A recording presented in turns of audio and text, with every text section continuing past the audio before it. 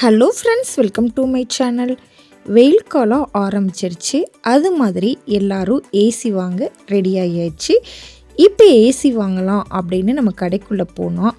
அங்கே நிறையா type of AC இருக்குது. Window AC, split AC, inverter, star, rating, அப்படி ஏகப்பட்ட கன்ஃபியூசன். கடைசியில் ஏசி வாங்க போன நமக்கு பிபி வந்தது தான் மிச்சம். ஸோ உங்கள் வீட்டில் எந்த ஏசி கரெக்டாக இருக்கும்? கடைக்காரங்க சொல்கிறத அப்படியே நம்பலாமா, இல்லை ஆன்லைன் ரிவ்யூஸ் எல்லாமே நிஜமா? அவசரப்பட்டு காசை கரியாக்கிடாதீங்க.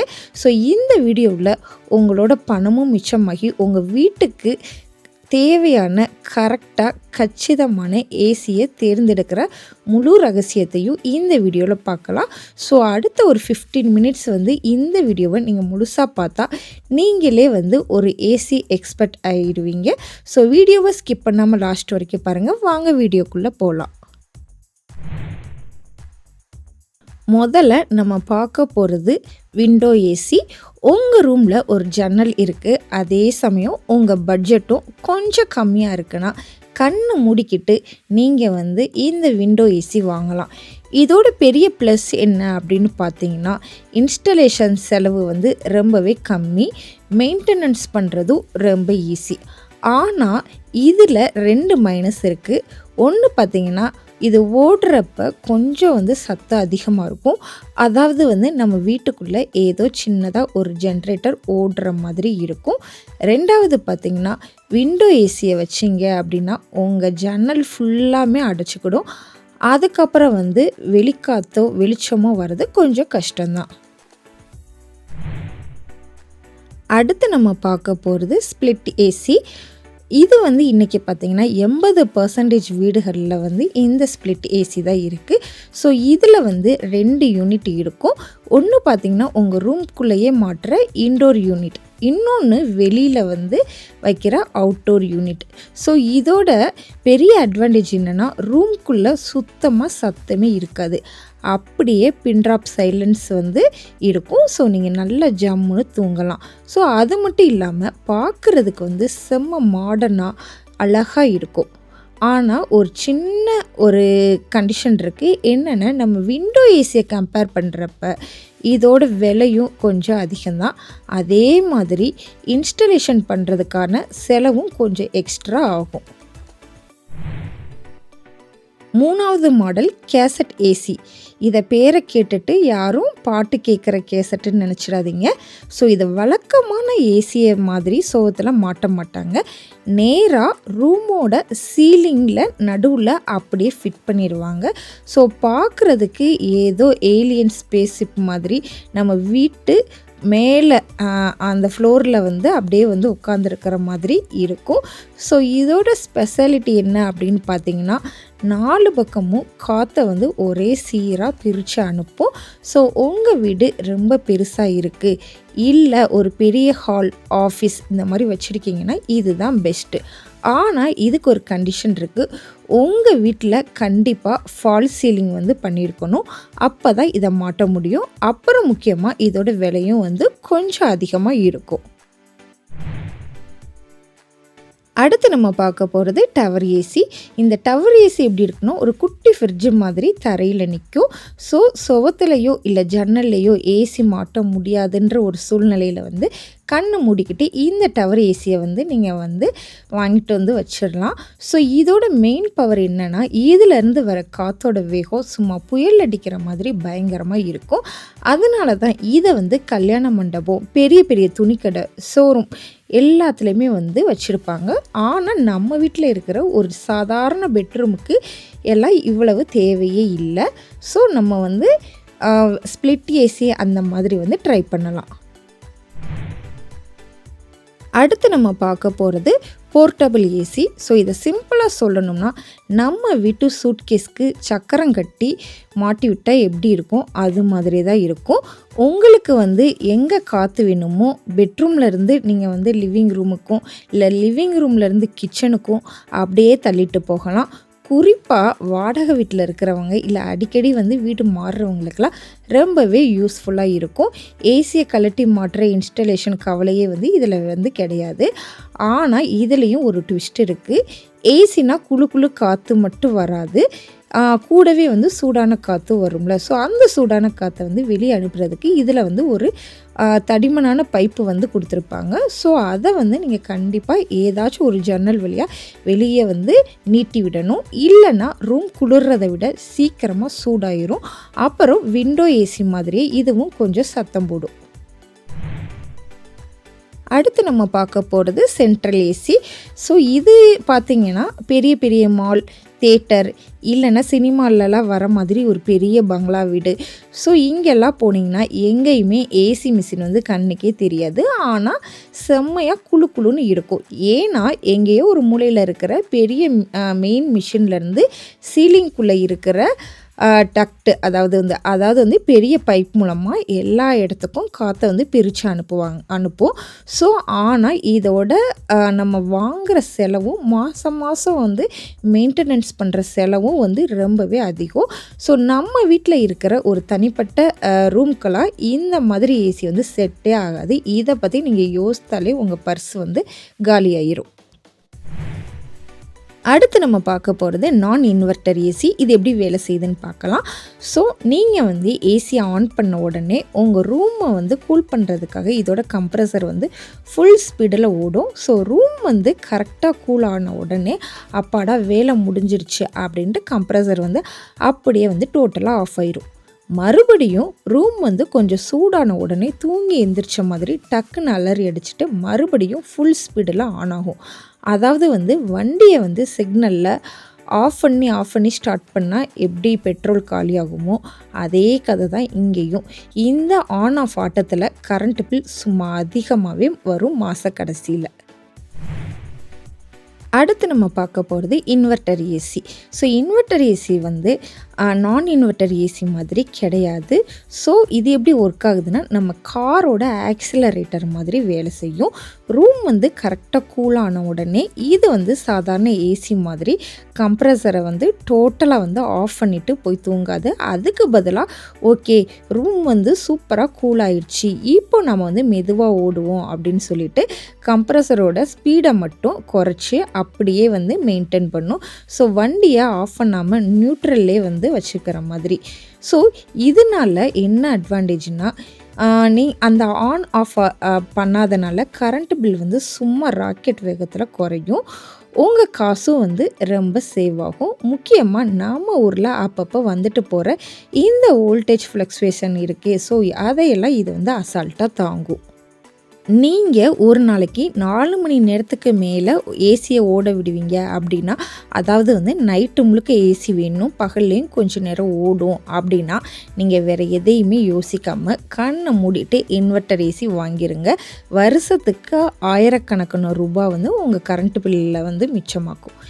இல்லை நான் எப்போயாச்சும் தான் ஏசி போடுவேன், வாரத்தில் 2 நாள், இல்லை கெஸ்ட்டு யாராச்சும் வந்தாங்கன்னா மட்டும்தான் நான் வந்து ஏசி ஆன் பண்ணுவேன் அப்படின்னா உங்களுக்கு வந்து நான் இன்வெர்ட்டர் ஏசியே போதும். ஸோ அங்கே போய் தேவையில்லாமல் எக்ஸ்ட்ரா காசை வந்து நீங்கள் வந்து போட வேணாம். அடுத்ததாக இப்போ வந்து லேட்டஸ்ட்டாக மார்க்கெட்டில் பயங்கரமாக ட்ரெண்ட் ஆகிக்கிட்டு இருக்கிற ஏசி பார்த்திங்கன்னா இந்த கன்வெர்ட்டபிள் ஏசி. இந்த கன்வெர்ட்டபிள் ஏசி அப்படின்னா என்னென்னா 4-in-1, 5-in-1, 6-in-1 கன்வெர்ட்டபிள் ஏசின்னு வச்சுருப்பாங்க. ஸோ அப்படின்னா என்னன்னு கேட்குறீங்களா? ஒரே ஏசியை நமக்கு ஏற்ற மாதிரி நம்ம இஷ்டத்துக்கு ஏற்ற மாதிரி மாற்றிக்கலாம். ஸோ உங்களுக்கு வந்து ஈஸியாக புரியணும்னா சொல்கிறேன். உங்கள் வீட்டில் நீங்கள் ஒரு 1.5 டன் ஏசி வச்சுருக்கீங்கன்னு வச்சுப்போமே, அன்னைக்கு பார்த்து உங்கள் ரூமில் நீங்கள் மட்டும்தான் தனியாக சிங்கிளாக உட்காந்து படம் பார்த்துட்டு இருக்கீங்கன்னா, அப்போது உங்களுக்கு வந்து எதுக்கு 1.5 டன் கூலிங் அவ்வளோ தேவையில்லை இல்லையா? ஸோ ஒரு 0.8 டன் போதும். ஸோ இந்த கன்வெர்ட்டபிள் ஏசியில் என்ன மேஜிக்னா, ரிமோட்டில் இருக்கிற ஒரு பட்டனை வந்து நீங்கள் டக்குன்னு அமுக்குனீங்கன்னா உங்கள் 1.5 டன் ஏசி அப்படியே வந்து குறைஞ்சிரும், 0.8 டன் அந்த மாதிரி ஏசியாக வந்து மாறிடும். ஸோ இதனால் தேவையில்லாத கூலிங் வந்து குறையும், உங்கள் கரண்ட் பில்லும் வந்து மிச்சமாகும். அதுவே ஈவினிங் வந்து உங்கள் வீட்டுக்கு வந்து ஒரு ஃப்ரெண்ட்ஸு கேங்கெல்லாம் வராங்க, மொத்தமாக வராங்க அப்படின்னா, ரூமில் வந்து ஒரு 5 இல்ல 6 பேர் வந்து உட்காந்து பேசிக்கிட்டு இருக்கீங்க அப்படின்னா, அப்போ வந்து ரூம் வந்து பயங்கரமாக சூடாகும். ஸோ அந்த டைமில் வந்து அதே ரிமோட்டில் வந்து பட்டன் அமுக்கி அதை வந்து திரும்பவும் வந்து நீங்கள் 1.5 டன்னுக்கே வந்து நீங்கள் வந்து செட் பண்ணிக்கலாம். அது மட்டும் இல்லாமல் அதாவது வந்து டர்போ மோடுக்கோ இந்த மாதிரி மாற்றிக்கலாம். சும்மா காற்று வந்து ஜில்லுன்னு வர ஆரம்பிச்சிடும். ஸோ சுருக்கமாக சொல்லணும் அப்படின்னா, நீங்கள் வந்து ரூமில் ஆட்களோட தேவைக்கு எந்த மாதிரி ஏசியோட டன் வந்து கூட்ட முடியும், குறைக்கவும் முடியும். ஸோ இதுதான் பார்த்திங்கன்னா கன்வெர்ட்டபிள் ஏசியோட ரகசியம். கன்வெர்ட்டபிள் ஏசி அப்படின்னு சொன்னாலே அது கண்டிப்பாக இன்வெர்ட்டர் ஏசியாக தான் இருக்கும். ஏன்னா நம்ம இன்வெர்ட்டர் ஏசியால் மட்டும்தான் காரோட ஆக்சிலரேட்டர் மாதிரி கம்ப்ரஸரோட ஸ்பீடை வந்து குறைச்சி அதோட டன்னை வந்து கூட்டவோ குறைக்கவோ முடியும். சாதாரண நான் இன்வெர்ட்டர் ஏசிக்கு இந்த மாதிரியெல்லாம் பண்ண தெரியாது. ஸோ அதனால நீங்கள் இப்போ புதுசாக கடைக்கு போய் ஏசி வாங்க போகிறீங்கன்னா, இதில் வந்து இந்த கன்வெர்ட்டபிள் ஆப்ஷன் இருக்கான்னு பார்த்து வாங்குறது ரொம்பவே நல்லது. அது மட்டும் இல்லாமல் உங்களுக்கு வந்து உங்களோட காசும் வந்து ரொம்பவே மிச்சமாகும். கடைக்கு போனால் 1 டன் ஏசி 1.5 டன் ஏசின்னு சொல்கிறாங்களே அப்படின்னா என்ன? நிறைய பேர் நினைக்கிற மாதிரி அது ஏசியோட வெயிட் வந்து கிடையாது. அப்போனா டன்னுனா என்ன அப்படின்னு பார்க்குறீங்கன்னா, டன் அப்படின்றது வந்து ஏசியோட கூலிங் கெப்பாசிட்டி. அதாவது வந்து அது எந்த அளவுக்கு உங்கள் ரூமை வந்து ஜில்லுன்னு மாற்றும் அப்படின்ற ஒரு வேல்யூ வந்து குறிக்குது. ஸோ இதுக்கு பின்னாடி ஒரு பழைய காலத்து ஹிஸ்ட்ரி இருக்குது. அப்போலாம் வந்து வீட்டை வந்து கூல் பண்ணுறதுக்கு ஏசியெல்லாம் கிடையாது. ஸோ வந்து அவங்க என்ன பண்ணுவாங்க அப்படின்னா, ஐஸ் க்யூப் இருக்குது பார்த்தீங்களா, ஐஸ் பிளாக்ஸ்க்கு பெருசாக அதை வந்து யூஸ் பண்ணுவாங்க. 1 டன் அதாவது வந்து அந்த 1 டன்னுன்றது வந்து 1000 கிலோ ஐஸ் கட்டியை தூக்கிட்டு வந்து உங்கள் ரூமில் வச்சா அது உருகி எவ்வளவு குளிர்ச்சியை தருமோ அதே அளவு குளிர்ச்சியை வந்து இந்த ஏசி ஒரே நாளில் தந்துடும். ஸோ அதுதான் வந்து 1 டன் ஏசி அப்படின்றது வந்து சொல்கிறாங்க. சரி, உங்கள் ரூமுக்கு எது வந்து செட் ஆகும் அப்படின்றத வந்து நம்ம பார்க்கலாம். உங்கள் ரூம் வந்து 10x10 அடியில் இருக்கிற ஒரு சின்ன ரூம்னா உங்களுக்கு வந்து 1 டன் ஏசியே போதும்.